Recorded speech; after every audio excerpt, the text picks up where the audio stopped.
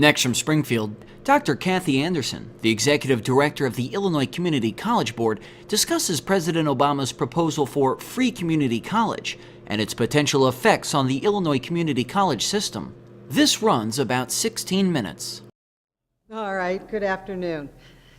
I'm Dr. Karen Hunter Anderson from the Illinois Community College Board. I'm the Executive Director, and I want to thank you all for coming out this afternoon to hear a little bit more about President Obama's College Promise program. I think it's now being called America's College Promise.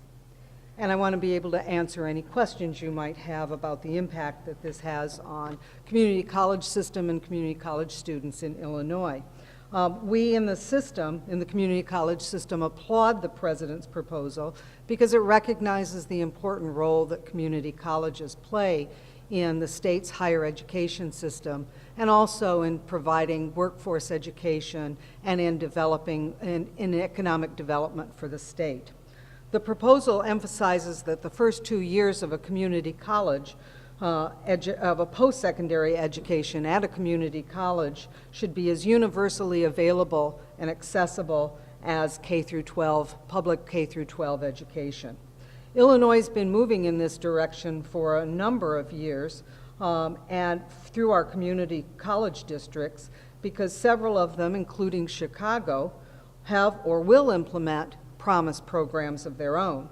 And those programs are designed to cover the tuition cost of the first 2 years of a community college education for eligible students in their districts.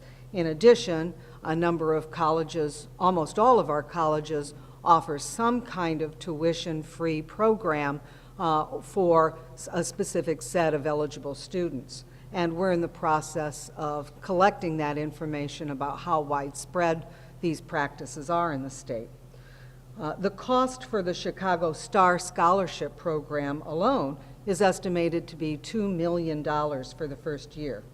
To implement a tuition-free program for the approximately 340,000 credit students in Illinois community college programs would require a significant contribution and investment in state funds. Both the White House and Illinois are committed to access and to completion in support of our students. Illinois has made commitments to increase the college access for low-income students especially, and to improve our college completion rates. The success of any Promise program will rely very heavily on the availability of a good foundation of a system of support services so that students can be successful in their academic careers and can complete their education in a timely manner. I want to thank you again for being here, and I welcome any questions you may have on the issue. Karen, what kind of support do you expect in the new administration for what's going on in the ICCB and for programs like the one we're talking about today? Well, it's very early to tell with this new administration, but we have responded to standard transition questions from the Rauner transition team. With regard to absorbing the cost and all that, it sounds like, oh, we're thrilled with this program. Oh my gosh, how are we going to pay for it? What idea can you give me of the cost that it is to educate students? The more there are, the more of a, for lack of a better term, burden there is. Well, the community college system is very proud of the way that we have addressed affordability. We try to keep tuition rates reasonable. We try to keep them low. It's still the best, the most affordable opportunity for post-secondary education anywhere. So we're very happy with that. And in terms of addressing how such a program would work in Illinois, we really haven't had a chance since this announcement is so recent, but we certainly will look at all avenues. It's a last dollar tuition program, so there are other financial aid packages available already, both through federal financial aid and through state financial aid. The MAP program the monetary award program that in Illinois has been supportive of Illinois students. And I have spoken with Eric Zarnico from the Illinois Student Assistance Commission in terms of his support of a program like this in Illinois.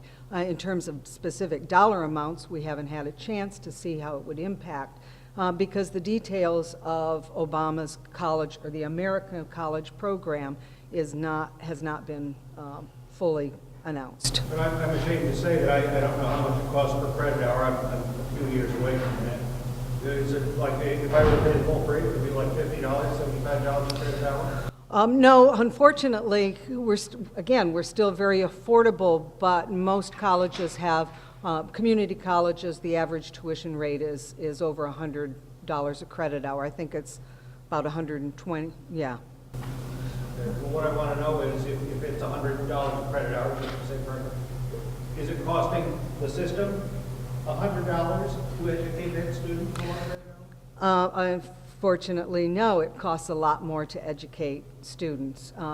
It costs about, I think it's approximately $8,400 a year on an average to educate a student through the Illinois Community College system. Other questions? And then with there being like 40 plus community colleges here in Illinois, a program like this would definitely be a fluctuator for students coming to community colleges here in the state. So how would staffing, I know it's so early, but how would staffing impact, a bill like this? Well, we can only look at the other models, and one of the examples that was used, one of the programs that was used as a basis for this, for Obama's proposal was the Tennessee Promise program. And in that program, they had 64,000 eligible students in the state, and 56,000 of them wanted to take advantage of the program. How that will translate in Illinois, we don't know, because a lot of it depends on the parameters that are set up. How do we establish what is an eligible student? Is that a student who is full-time or part-time? Is it a student who has graduated recently from a high school in Illinois? Or is it available for all students who want to take advantage of a community college education? Do they have to meet a certain grade point requirement? So there are an awful lot of unknowns at this point. And if we formulate a program to align with President Obama's program, then we'll have to look at all of those parameters. Karen, you have, there's 48 community colleges around the state. Do you know if something's free, and it's probably more in line with what you're just asking, if something's free, you're going to get a lot more people applying. We hope so. What is the capacity, if we look at the totality, if you know that, of the 48 colleges, and what is your current, let's say, level of utilization of those campuses? We can certainly educate more students than we currently have enrolled in community colleges. Our enrollment has dropped slightly in the last couple of years from the all-time high, but we still have plenty of room for other students, especially if we look at alternate forms of delivery, such as online education, off-site location, partner campuses, et cetera. Flexibility in terms of providing hours. A lot of our emphasis has always been on providing workforce education. And we've worked with a lot of businesses and industry in order to partner with them to provide on-site education for their employees. So, I think it's hard to assess the complete capacity of our community colleges. I think we certainly can handle a lot more students than we currently have, but it would not without a commitment from the state to provide more financial support. Do you wish that there had been some communication before they announced this proposal, seeking input from the Illinois Community College Board to say, how could this implement, what would the impact be on your schools as far as you see them? Well, there actually was. Illinois Community College Board. I participated in Obama's College Opportunity Day of Action in December, as well as several of our community college presidents. And it was announced at that point that there were a number of things that were being looked at to improve access, especially for low-income students. And the Tennessee Promise Program was one of the promising practices that was highlighted. So there was a lot of discussion about how this kind of a program would be implemented. There were a lot of questions raised. There were a lot of suggestions given. So we did have an opportunity for input. But we haven't seen all of the details of this particular program as is designed by the current administration. And one other thing, there's obviously, unlike the traditional student at a four-year school, community colleges get people of all ages and not just young people. We do. Would this proposal apply to all students, or would it be limited to the traditional student coming right out of high school? That's one of the parameters that we're not aware of. And I think that there will be some flexibility on part of the states in order to be a part of this program. For any college to be a part of this program, the state has to make a commitment to that. So those are discussions to be had with the new administration. I thought I read, is it your understanding at all that the states are responsible for quarters? You're correct, that 25% of the cost would have to be absorbed by the state. Again, we currently offer a lot of support to our students through the MAP program, through our community college foundations, through a number of different resources. So how that translates into actual dollars is yet to be seen. Would that cut into those programs? We would partner with those programs, and certainly those programs would be considered, I think, as part of the 25% contribution from the state. It's my understanding. How, because you say you want to be a part with the MAP grant, but the MAP grant ran out, so a lot of students weren't able to receive that. So would they have to increase the MAP grant and other grants for this to work? We would love to see an increase in the MAP grant awards. We would love to see more community college students being awarded MAP grants, but whether it would be required as part of the match, again, I'm not sure. I know that one of the motives of the Obama administration was to encourage states to be able to provide a solid basis of financial support to their higher education systems. And we expect that some of this will be seen in the implementation or the renewal of the Higher Education Act. And how would you feel if the Republican-controlled Congress just says they're not going to fund it? I think that's a very good possibility, and that's the Congress has not had a good track record in terms of supporting new and innovative programs like this. In fact, they haven't always supported some of the best practice programs that we have seen working. So whether they're going to support this program and get it through Congress is to be seen. So would you want, so let me get this clear, is it for all community colleges in the state or only certain community colleges? If the state would agree to participate in this program, then all community colleges would be eligible. Do you expect this to hurt or help university enrollment? The capacity for higher education in the state of Illinois is nowhere near the maximum. What we would like to see is all students, all eligible students, having some kind of post-secondary education.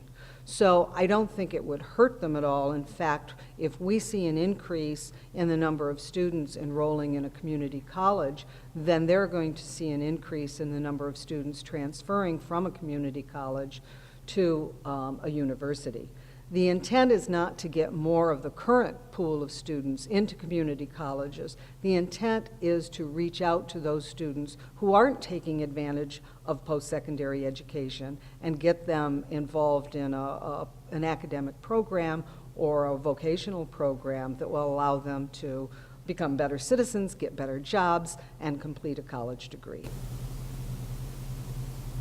From what we know so far, this won't include books or secondary costs, right? As far as we know, it is tuition only.